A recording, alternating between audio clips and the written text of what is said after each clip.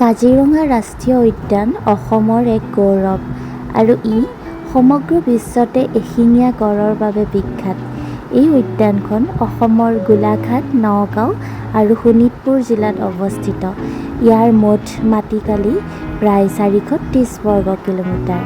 আৰু আজি আমি এই কাজিৰঙা ৰাষ্ট্ৰীয় উদ্যানলৈ আহিছোঁ। গতিকে আমাৰ লগত আপোনালোকো ব'লক। কাজিৰঙা ৰাষ্ট্ৰীয় উদ্যানক প্ৰধানকৈ 4টা ৰেঞ্জ বা বনাঞ্চলত ভাগ কৰা হৈছে। তাৰে চেণ্ট্ৰেল ৰেঞ্জ, কেন্দ্ৰীয় পৰিসৰ বা কহৰা ৰেঞ্জ, আনটো হৈছে ৱেষ্টাৰ্ণ ৰেঞ্জ অথবা পশ্চিম পৰিসৰ বা বাগৰি ৰেঞ্জ, আৰু এটা হৈছে ইষ্টাৰ্ণ ৰেঞ্জ, পূব পৰিসৰ বা অকটলি ৰেঞ্জ, আৰু আন এটা হৈছে বুঢ়া পাহাৰ পৰিসৰ অথবা বুঢ়া পাহাৰ ৰেঞ্জ। এতিয়া আমি আজি আহিছোঁ ৱেষ্টাৰ্ণ ৰেঞ্জলৈ। পৰ্যটকসকলে এই ৰেঞ্জসমূহ চাবৰ কাৰণে হাতী চাফাৰী অথবা জীপ চাফাৰী দুয়োটা ব্যৱস্থাই ইয়াত আছে। আমি জীপ চাফাৰীৰ জৰিয়তে আহিছোঁ। বৰ্তমানলৈকে আমি ইয়াত এশিঙীয়া গঁড়, বনৰীয়া ম'হ আৰু বিভিন্ন প্ৰজাতিৰ হৰিণা দেখিবলৈ পাইছোঁ। মই যিমান পাৰোঁ ভিডিঅ'বোৰ কৰিবলৈ চেষ্টা কৰিছোঁ, কিন্তু ভিডিঅ' কৰিব নোৱাৰিলে মই ছবিও উঠাইছোঁ, ফটোও তুলিছোঁ, অৰ্থাৎ সেইখিনিও মই ইয়াতে যোগ কৰিম। এতিয়া আপোনালোকে ভিডিঅ'টোত দেখি থকা এইটো ডংগা টাৱাৰ, এক ডাঙৰ জলাশয়, আৰু ইয়াত বিশেষকৈ চিতল মাছ পোৱা যায় আৰু চিতল মাছবোৰ প্ৰায় পানীৰ ওপৰলৈ জঁপিয়াই থকা দেখা পোৱা যায়।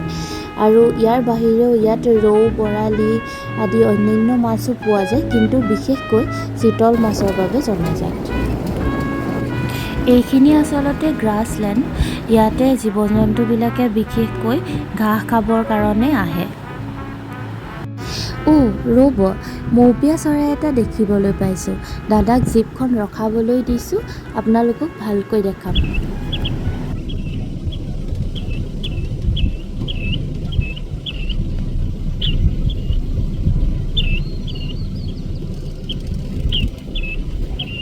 কাজিৰঙাত ঘাইকৈ 4 প্ৰকাৰৰ হৰিণা দেখিবলৈ পোৱা যায়: দৌল হৰিণা, খটীয়া পহু, শৰ পহু আৰু সুগৰি পহু।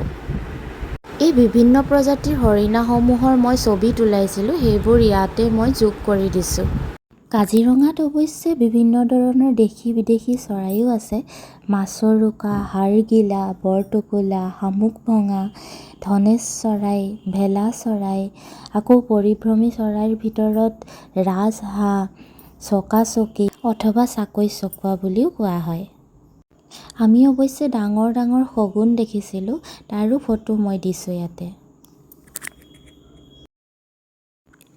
এইখিনি ঠাইত সাধাৰণতে বাঘ দেখিবলৈ পোৱা যায়, গতিকে দাদাজনে বহুত সময় ধৰি আমাক ৰখাইছিলে বাঘ দেখিবৰ কাৰণে, বাঘ চাবৰ কাৰণে। বহুত মানুহো ৰৈ আছিল তাত জীপ ৰাখি ৰাখি, কিন্তু আমি বেছি সময় নাথাকিলোঁ, যিহেতু আমি আকৌ অৰ্কিড উদ্যানো চাবলৈ আছিল, গতিকে আমি গুচি আহিলোঁ তাৰ পৰা। লগতে দাদাজনকো আমি ক'লোঁ যে ভৱিষ্যতে আমি আহিলে ইয়াতে থকাকৈ আহিম, তেতিয়া আমি ৰাতিপুৱা সোনকালে উঠি বাঘ চাব আহিম। এতিয়া আপোনালোকে যে দেখিছে, এইখিনি হৈছে ম'হ। ইমান ধুনীয়াকৈ চৰি আছে, চাওকচোন গোটেইখিনি।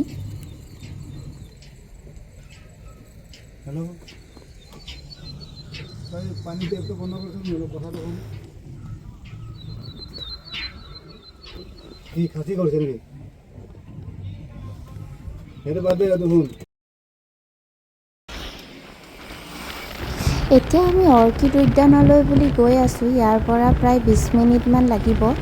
আমি যিহেতু জীপখন বুক কৰি লৈছিলোঁ, গতিকে দাদাজনৰ লগতে আমি অৰ্কিড উদ্যানলৈ বুলি গৈ আছোঁ।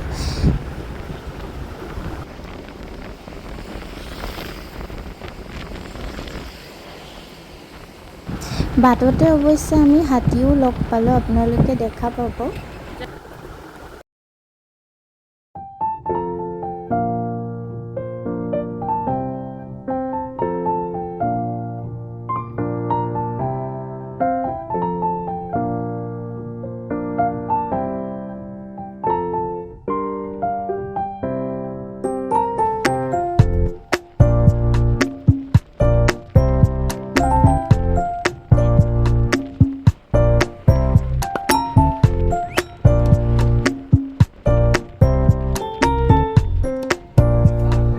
এতিয়া আহি আমি অৰ্কিড উদ্যানখনত উপস্থিত হ'লোঁ। আপোনালোকক দেখুৱাইছোঁ কিমান ধুনীয়া ধুনীয়া অৰ্কিডেৰে ভৰি আছে। ৱাও, চালেই চাই থাকিব মন যায়। মানে কি ক'ম, মানে কিমান ভাল লাগিছে নহয়। এনেই মানে ফুল কিমান প্ৰিয় হয় সকলোৰে মানে, গতিকে মানে কি ক'ম, মোৰ এনেকুৱা লাগিছে চব লৈ যাম ঘৰত।